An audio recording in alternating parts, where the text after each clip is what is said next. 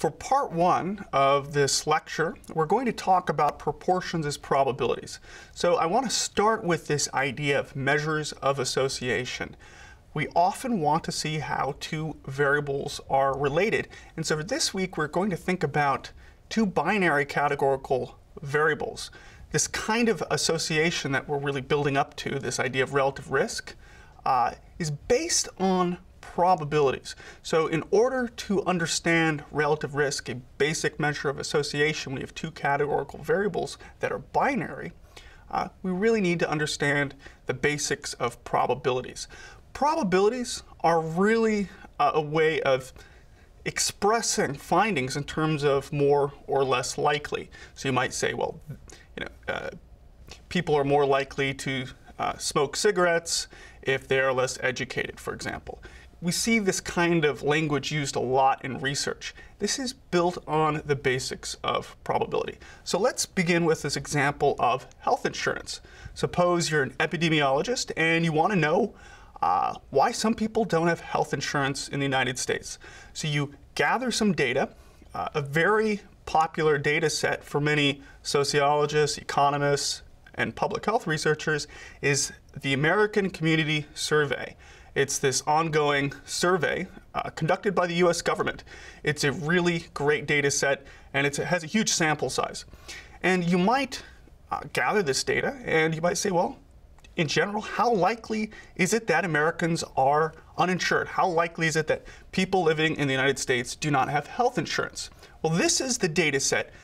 It's the American Community Survey data set. It's a sample of a sample. So we've restricted the size of the data set to a much smaller number just so it's manageable. But we can see that each row of this data set is a different respondent. And then we have several variables, including the respondent's sex, whether the respondent is married, their identified racial or ethnic identity. We have whether or not they are a US citizen. We have this variable on whether or not they have health insurance, and this variable for whether or not they are considered economically poor or not. And then we have a variable for whether they are a young adult or not. And these are all categorical variables. And for this kind of analysis, we might say, well, we want to look at this variable health insurance. So the first sort of analysis is if we just want to know how likely, based on this data set, that somebody is going to be uninsured, you can create a basic table of proportions. And so here we have a table of counts and a table of proportions. The table of counts shows that in total we have 343 people in our data set.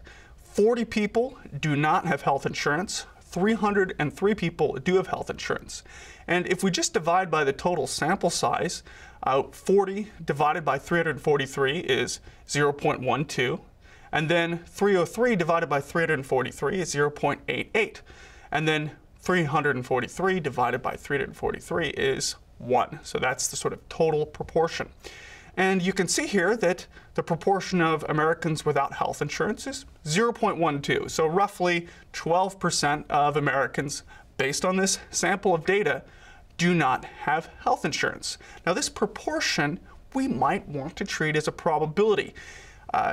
The idea of a probability is that it tells us how likely an event is to occur or to not occur. So just treating that proportion of 0.12 as a probability, we might say, based on this data set, the probability of being uninsured is 0.12. But we might want to ask, what does this really mean? What really is probability? Well, before we talk about what a probability measure really is, I think it's important to talk about why probability is so important for not just statistics, but just for conducting any kind of analysis on the world around us, just to kind of understand what is real or not in the world. The reason probability is so important is that it's vital to most questions that we're interested in exploring in various fields, from biology to medicine to sociology to history. So here's some examples. You might ask, well, if you have a diagnostic test, what's the probability it will give a wrong result? So we have screening tests for whether a patient has breast cancer. Now, these screening tests, these diagnostic tests, they're not entirely accurate. Sometimes they will give you a wrong result. Sometimes they'll say somebody has breast cancer, when in fact they do not. And we want to know, a good test, it's going to be accurate quite often, but we want to say, how likely is it to give a wrong result or a right result? We might say, in general, if you're a sociologist, you might say, well, I want to know how likely it is a person is going to commit a criminal act. And you actually see police departments now gathering data and trying to figure out what neighborhoods or what groups of people are more likely to commit a criminal act. This is expressed in a language of more or less likely. It's expressed in terms of how probable something is to occur. In this example that we're talking about right now, you might say, well, given you're economically poor, you're economically disadvantaged, how likely are you to have health insurance? How probable is it that you will have health insurance? So we can see that a lot of the kinds of questions we ask in various fields involve some language of how probable, how likely something is. Now, I should step back and say probability, it's actually really new. It's, I think one thing to keep in mind is that we've dealt with uncertainty for as a species for centuries and centuries. But the actual basics of probability, it's pretty recent. It's only really, it was developed in this sort of mid-17th century. And then it was really only formalized in the early 20th century. So when we talk about probability, this is all actually really sort of a new development in human history.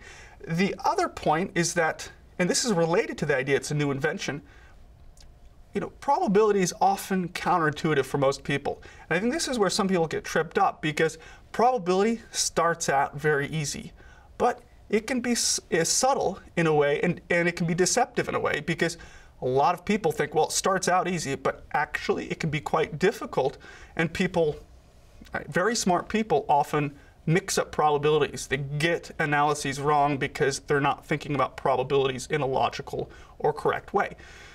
And I think part of that has to do with the fact that humans, we tend to use intuition, emotion, habit, or sort of rules of thumb, heuristics, and probabilities are really built on logical relationships. And so, I think one way to think about it is that you have to learn the rules of probability. Most people have to learn it. It doesn't come natural to them, but it's very useful because it can help you think in a more logical and clear way when you learn about probabilities. And then, of course, many intelligent people have been baffled by probability. So we might say, what is probability?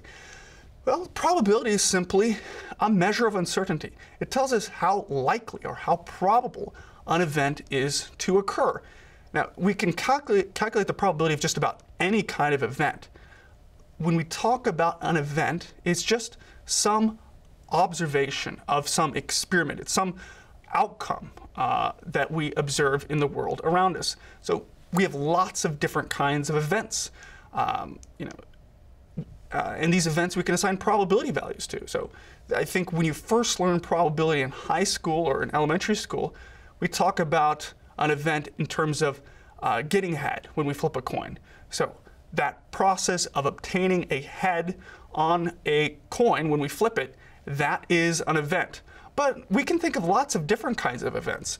So you might say, well, the idea of having heart disease after eating trans fats, that can be viewed as an event. We might say working more than 40 hours a week leading to depression. That idea of observing depression, that outcome, that can be viewed as an event. In our case right now, we're talking about health insurance. Whether you have health insurance or not, that can be viewed as an event. So we can think of events of many different types. A related concept has to do with this idea of randomness. Now, when we talk about randomness in statistics or data science, it means something slightly different than how you might have heard what randomness really is. To put it another way, when people hear the word random, they think of chaos. That's not actually what we mean when we talk about random in statistics or data science. We just mean that there's some uncertainty. It doesn't mean that it's helter-skelter. There's usually some kind of signal, there's some kind of structure to the event, but the idea is that we're just uncertain. You're uncertain whether or not the coin will be heads or tails. But you do know that if you flip a coin and it's a fair coin, half the time you'll get heads, half the time you'll get tails. So it's not chaos. It's just uncertain whether any particular flip of a coin will lead to heads or tails. So one way to think about random phenomenon, it's just we're uncertain about what's really going on. But we like to place some structure. We like to impose some structure on random phenomenon by specifying possible outcomes for each repetition or trial of the random phenomenon. And these possible outcomes, they must be exhaustive and mutually exclusive. So when we talk about exhaustive, the idea is that all possible results of the random phenomenon must be listed. And when we talk about exclusivity, right, the outcome of the random phenomenon, it cannot fall into two outcome categories at the same time. And so when we talk about exhaustive and exclusive outcomes, we can talk about a sample space. A sample space is, we denote it by capital S, and then we just list the possible outcomes. So if you have two possible outcomes, K equals two possible outcomes, you might say we're flipping a coin. One possible outcome is heads, another possible outcome is tails. So when we list those two possible outcomes, that's the sample space. It's the two possible outcomes. Now, sample space, in fact, can be infinite. But for now, we will just talk about a sample space in terms of these discrete possible outcomes. So here's an example of sample space of weight gain. Suppose we're looking at this random phenomenon of weight gain. It's random in the sense that there's some uncertainty about gaining weight. Now, when we talk about weight gain as a random phenomenon, we might want to impose some structure. We want to think about possible outcomes, and that way construct some kind of sample space. When we talk about a sample space of weight gain, we want the outcomes to be exhaustive and exclusive. So one possible sample space would be that you gain weight or you do not gain weight. So that is a correct sample space in the sense that you can either gain weight or do not gain weight. So they are mutually exclusive, but it's exhaustive. It covers all sorts of possibilities. If you don't gain weight, then the only other option is to gain weight. But a different way of imposing structure, of specifying the sample space, you could say, well, you might gain weight, you might lose weight, and you might have no change in weight. Again, these possible outcomes, they are mutually exclusive and collectively exhaustive. We're covering all sorts of possibilities here. A different version, again, these are all correct ways of imposing structure on this random phenomenon. You could also say, well, you might gain 10 pounds or more. You might gain more than 0, but less than 10 pounds. You might have no change in weight, or you might lose weight. Again, just a different way of specifying the possible outcomes when we're talking about the process of gaining weight. So there are many different ways of imposing structure. The key point here, though, is that when you specify the sample space, when you specify the possible outcomes, they must be mutually exclusive and collectively exhaustive. If they aren't, then it's not a valid sample space. So you could say, okay, the sample space is gaining weight or losing weight. Well, that is not a valid sample space because they're mutually exclusive. You either gain weight or you lose weight, but they're not collectively exhaustive because you could stay the same weight, right?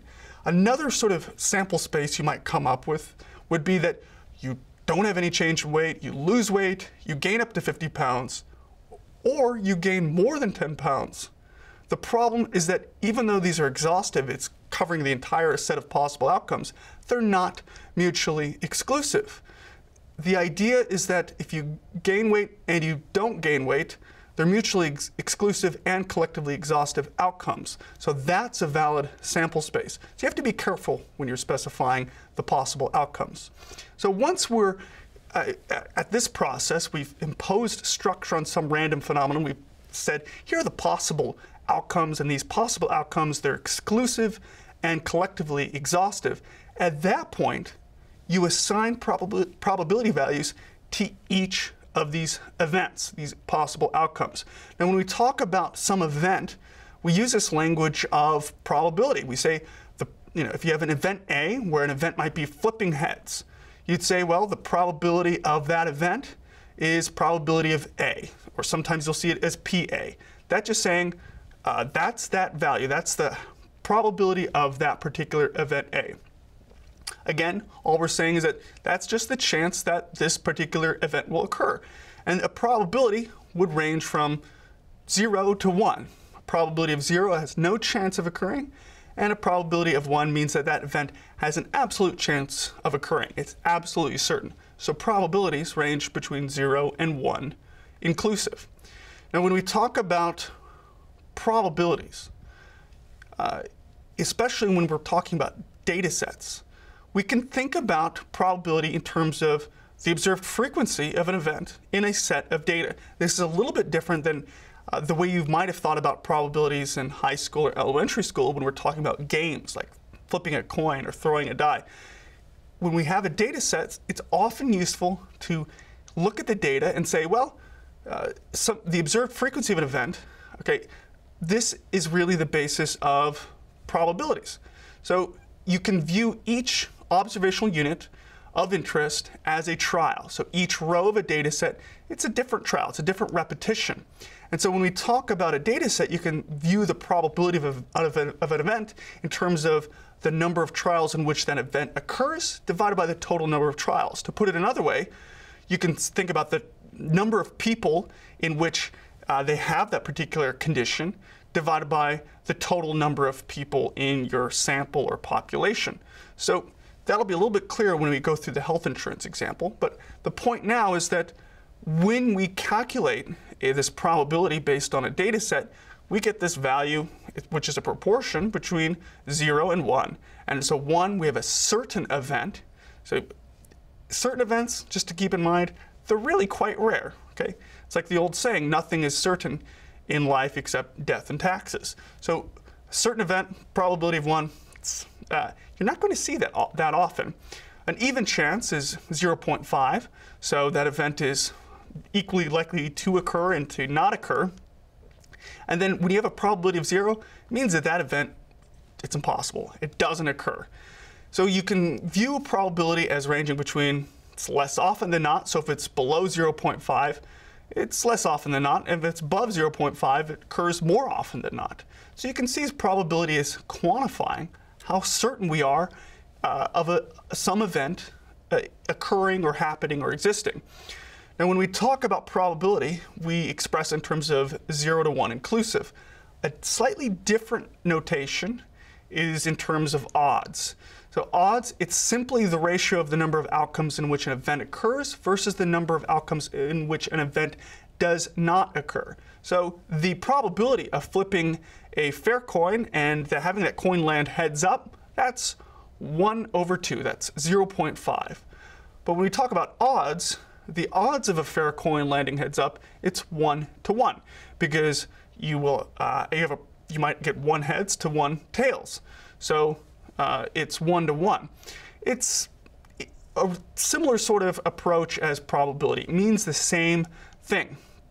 But sometimes you will hear people talk about odds.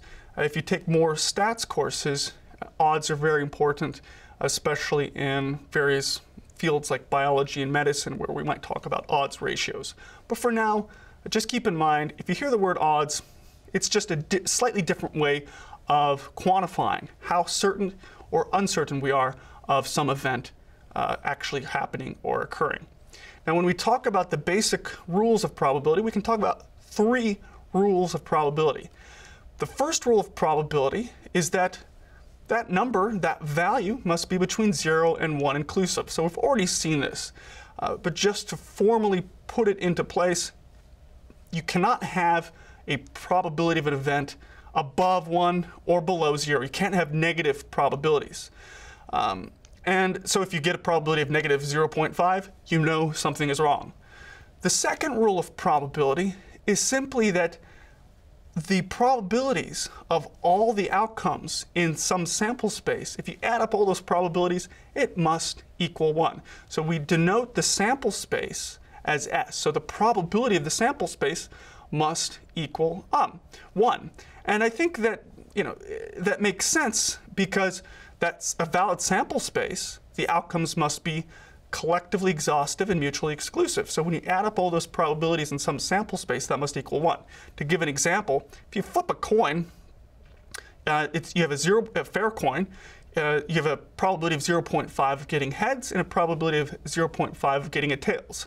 You add up those two probabilities for that sample space, and you get 1. 0.5 plus 0.5 equals 1. So if you have a sample space and you add up the probabilities for each of these possible outcomes, and that sum is less than 1, then you know you're missing an outcome.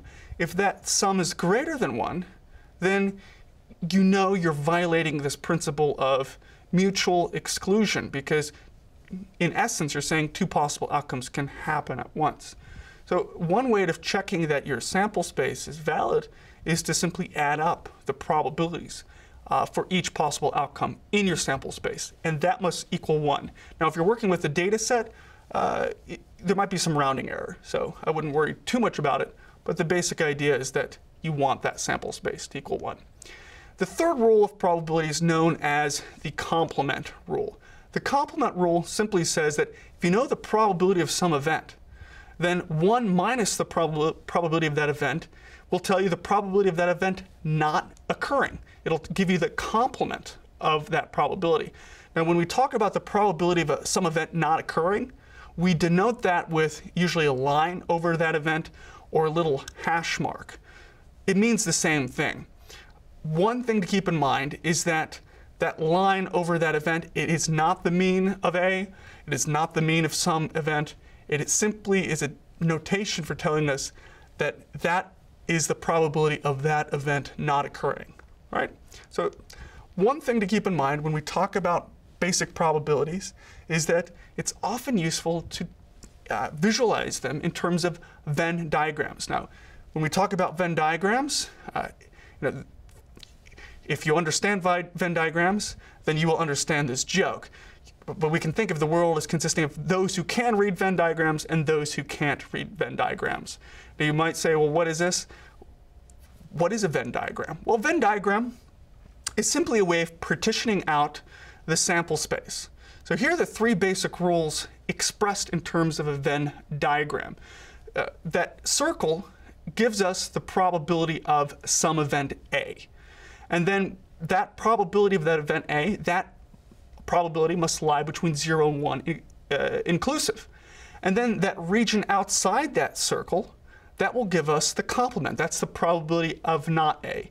And then we say, just as a reminder, the probability of A and the probability of not A, that's the probability of 1. So the probability of the sample space equals 1. So let's return to our example of health insurance. Again, we're imagining we're some kind of public health researcher, and we want to know how likely is it that an American is uninsured.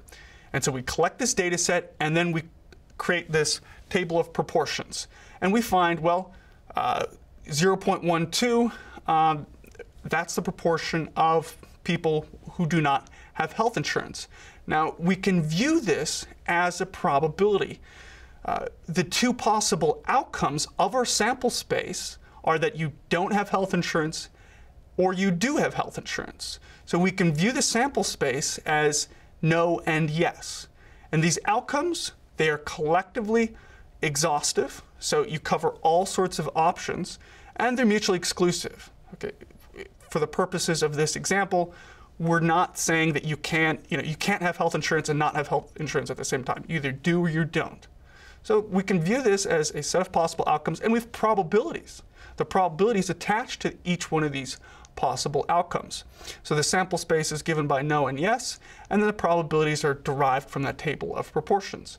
So we might say, what is the probability of event I, where I is having health insurance? Well, the probability of event I is 0.88. So it's more likely than not that you have health insurance based on this set of data.